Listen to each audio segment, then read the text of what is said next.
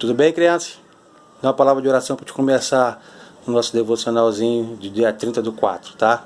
Senhor Deus e Pai, louvado e engrandecido seja o Teu nome, Senhor.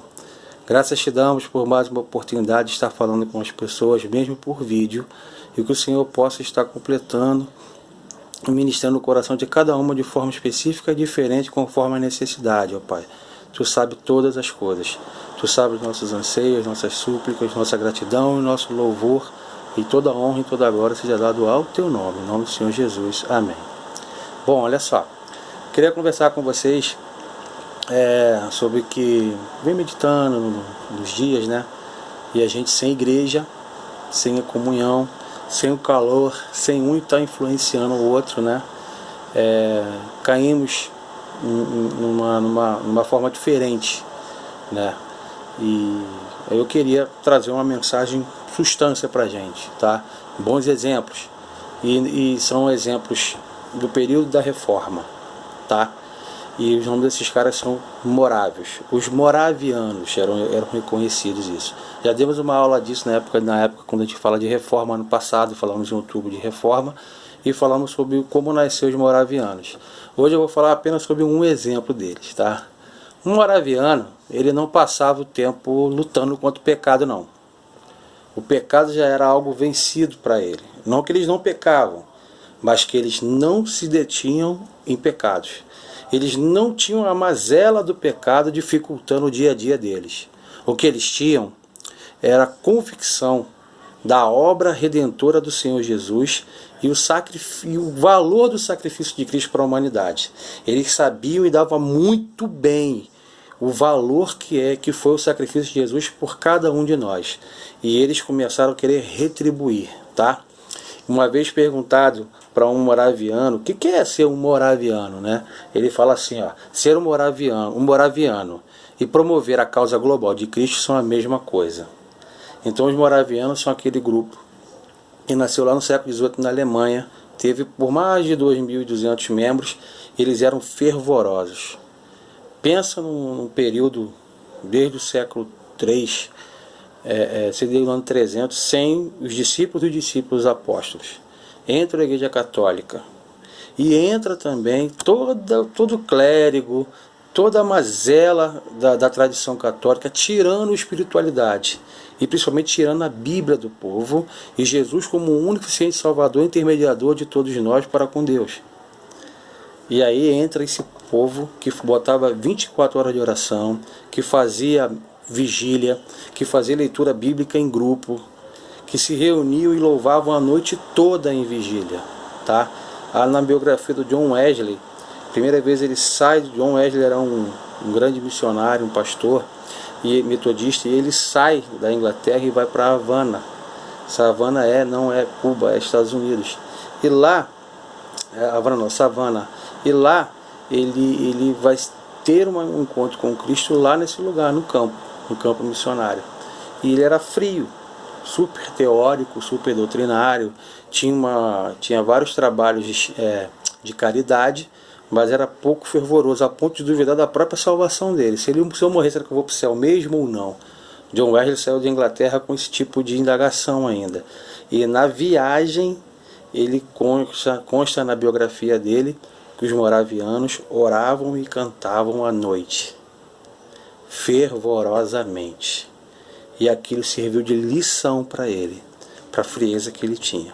Crianças, e eu vou dizer para vocês, eu aceitei Jesus numa igreja batista, e ainda muito tímido, as coisas da igreja batista são bem singelas, você não vai ver grandes movimentos, mas uma coisa, eu fui abençoado, eu me apaixonei por Jesus.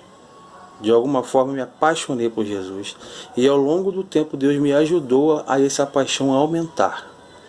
É necessário que você se apaixone por Jesus. Tipo Daniel, determine assim para você firmemente: eu sou do Senhor e aceito o senhorio dele na minha vida. Esse senhorio de Cristo é o que rege a nossa vida para a gente não cair naquele mal que é dentro de nós, que se opõe a Deus, que o tio sempre fala. E esse mal que está dentro de nós, que se opõe a Deus, que o tio sempre fala, ele está dentro do sistema de regras e costumes que se opõe a Deus, que a Bíblia chama de mundo. Da todo o sistema pecaminoso mundano que promove o mundo pecaminoso, além do ser maligno. Então, quando você tem uma vida fervorosa no Senhor, você deixa tudo que alimenta esses três inimigos, que são as obras da carne, Gálatas 5, 19 até 22 vai falar, e você passa a fazer aquilo que o tio gosta de falar. Você tem duas naturezas dentro de você, a velha e a nova.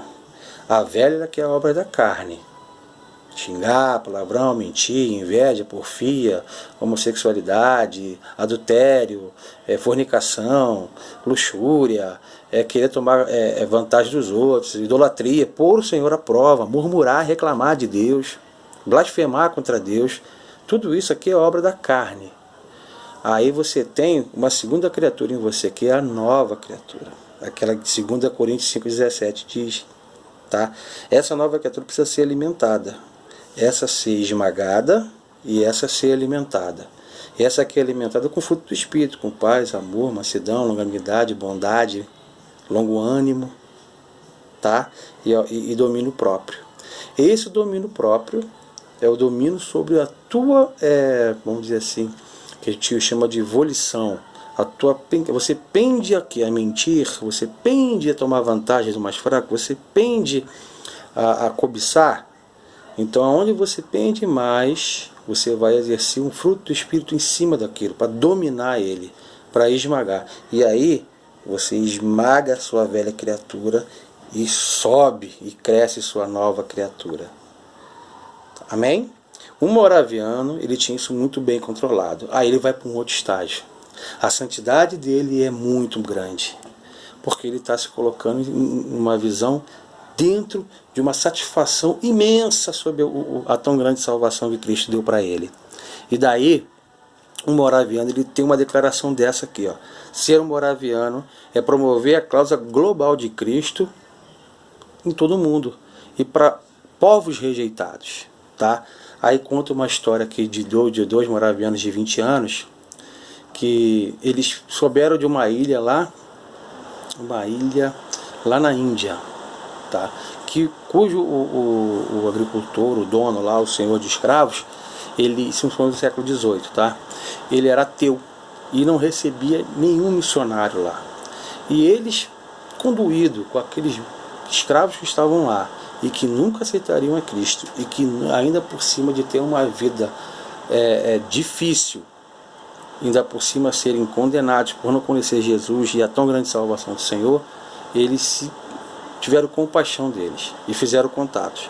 E esse camarada falou: eu não quero um clérigo aqui, eu não quero ninguém pregando essa história para cá, essa história sem sentido, eu não quero. E a história diz, dos moravianos, que esses meninos decidiram, 2 de 20 anos, decidiram se vender como escravos. E a venda deles próprios como escravos custeou a viagem missionária deles. E aí o povo ficou doido: para que fazer isso? Estão certo disso, né? Os caras: não estamos certos disso, Deus está nos movendo para isso, para salvar pessoas de lá, tá? Além de sofrer a escravidão, eles tiveram uma compaixão de salvar até mesmo que eles nem conheciam, os africanos que estavam lá. O único relato que tem deles é das pessoas orando, fazendo uma grande festa quando eles foram embora desse navio, e perguntaram para eles: para que isso? Qual o objetivo disso, né? Por que vocês estão fazendo isso? E na hora não teve uma resposta deles. Quando o navio foi zarpando, eles gritam assim, ó: para que o cordeiro que foi imolado receba a recompensa por seu sacrifício através das nossas vidas. Para que o cordeiro que foi imolado receba a recompensa por seu sacrifício através das nossas vidas. Fica uma lição para a gente. Vamos parar de ficar sofrendo com o pecado.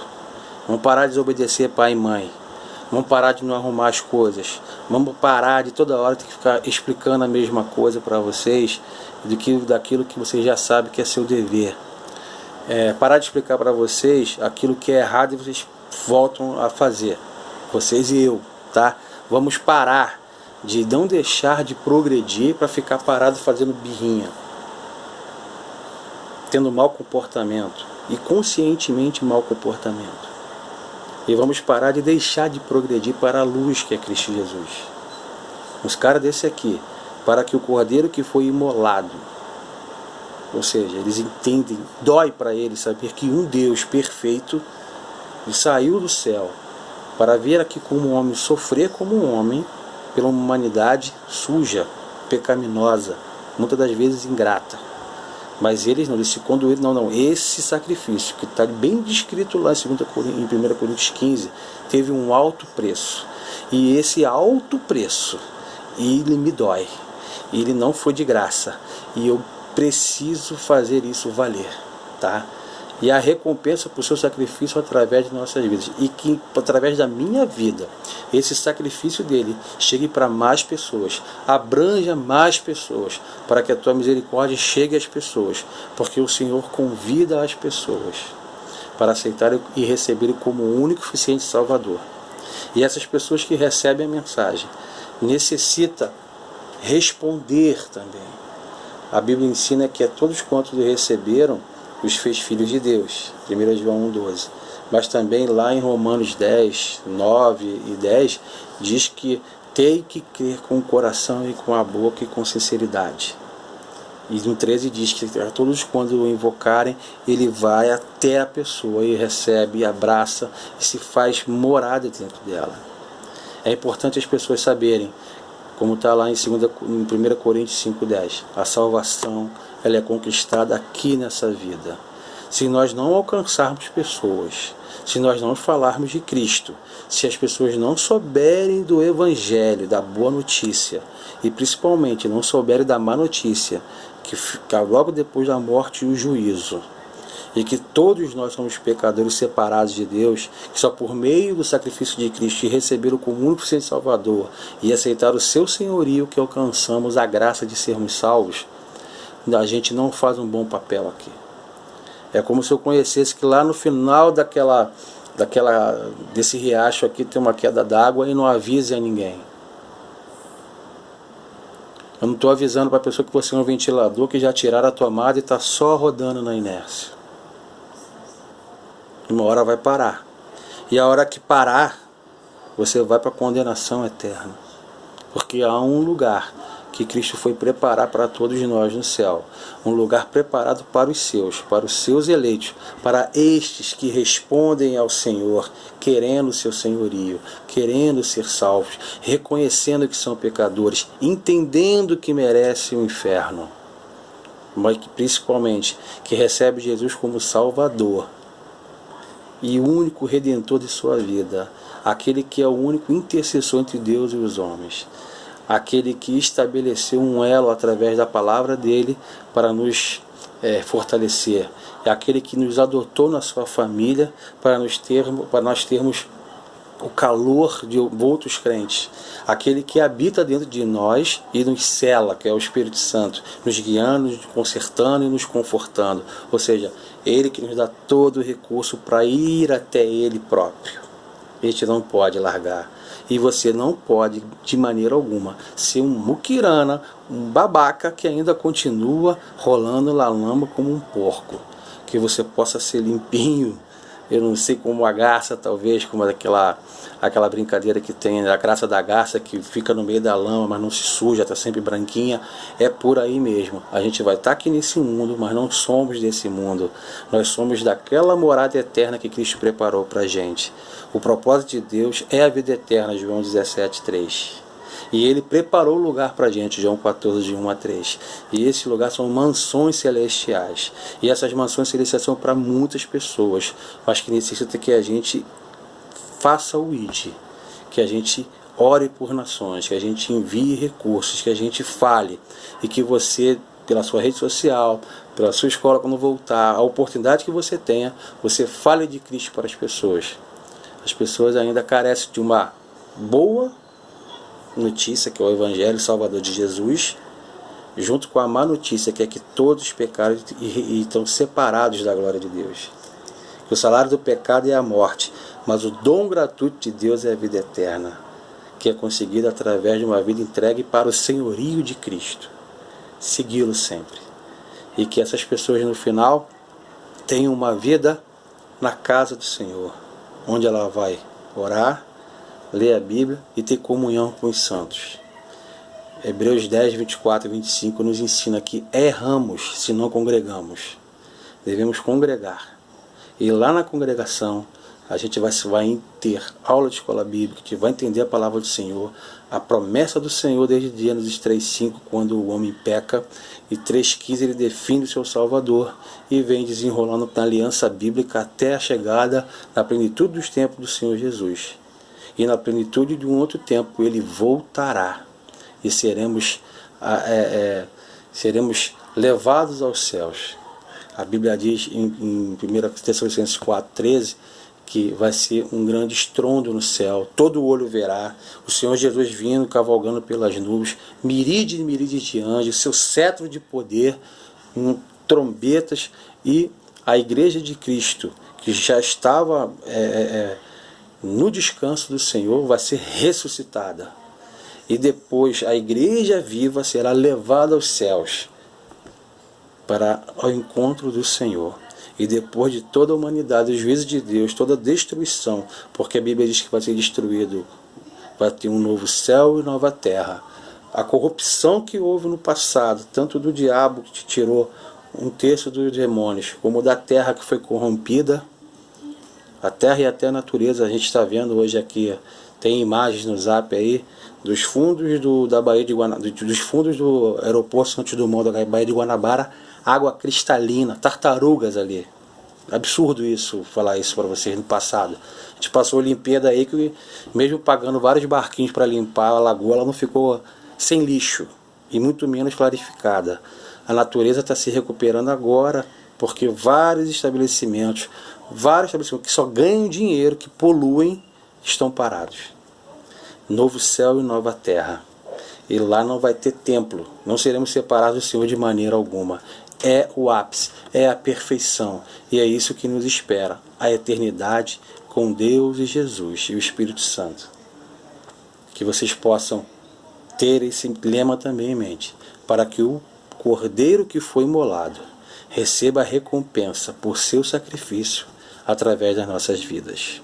Pai, que isso seja uma verdade em nossos corações. Que nós possamos falar de Cristo mais e mais. Que nós possamos, a todo momento, Senhor, estarmos cheios da Tua palavra, cheios do Teu poder, cheios de temor e tremor, vibrante, Senhor, como os moravianos, para representá-lo bem aqui na terra, como embaixadores seus, ó Pai. Em nome de Jesus. Amém. Chuva de bênção.